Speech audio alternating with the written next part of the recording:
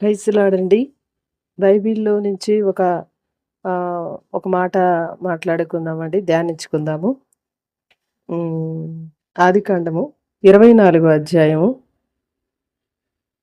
53 వచనము.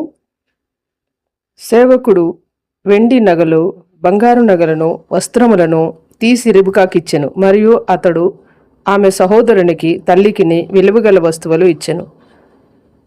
అలాగున ఈ అబ్రహాము పెద్దదాసుడైన రిబికాకు ఆమెకు నగలిచ్చాడు. వెండి నగలిచ్చాడు, వాళ్ళ తల్లికిచ్చాడు, ఆమె సహోదరుడికి కూడా ఇచ్చాడు. అలాగా ఎదురు కట్నం ఇచ్చి ఆమెను తీసుకొని వంట మీద ఎక్కించుకొని తను బయలుదేరాడండి. ఈ యొక్క ఆదికాండము 24 అధ్యాయము మరి చదివితే అక్కడ అన్ని విషయాలు రిబికా గురించి అర్థమవుతాయండి.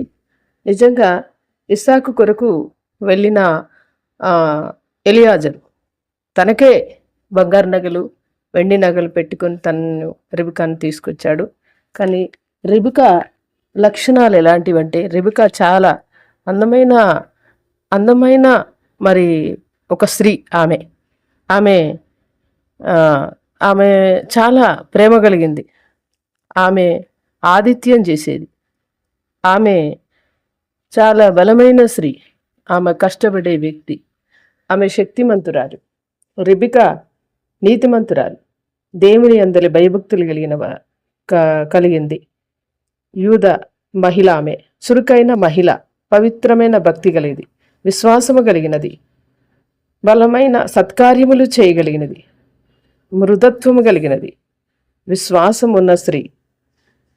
ఇలాంటి లక్షణాలు రిబికాలో ఉంది. ఎందుకంటే ఎలియాజరు 10 వంటలతోని పోయి అక్కడ నీళ్ళు అడిగినప్పుడు ఆమె అతనికి నీళ్ళు ఇచ్చింది, 10 వంటలకు కూడా దాహం తీర్చింది. నిజంగా ఆమె కూడా వేవేలకు తల్లిగా ఆమె కూడా ఉంది. ఇస్సాకు ఏమో యేసుక్రీస్తుకు సూచనై ఉన్నాడు. ఎలియాజరేమో పరిశుద్ధాత్మకు సూచనై ఉన్నాడు. రిబికా ఏమో సంఘానికి సూచనై ఉన్నది. రిబికా అన్నగారు మరి లాబాను, ఆయనేమో లోకానికి సూచనై ఉన్నారు. ఈ విధంగా రిబికాను తీసుకురావటానికి ఎలియాజరు మరి ఈ రోజుల్లో మనం కట్నాలు మనమే తీసుకుంటున్నాం. కానీ ఆ రోజుల్లో అబ్రహాము కాలంలో మరి ఆడపిల్లలకే కట్నం ఇచ్చేవాళ్ళు. ఈ విధంగా మనం ఒకటి బైబిల్ మాట తెలుసుకోవాలండి. ఆడబిడ్డలకు బైబిల్ ఒప్పుకోవట్లేదు కట్నాలు తీసుకోవడానికి.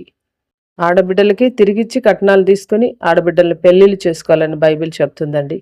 నిజంగా దేవుడు ఆడబిడ్డలకి చాలా ప్రాముఖ్యత ఇచ్చాడు. కనుక మనం కూడా దీన్ని బాగా గ్రహించుకోవాలి. బైబిల్ చెప్పేది ఏంటో. దేవుడు గొప్పోడండి. దేవుడు చిన్న మాటలు దీవించునుగాక. ఆమె. Please like this channel, share and subscribe.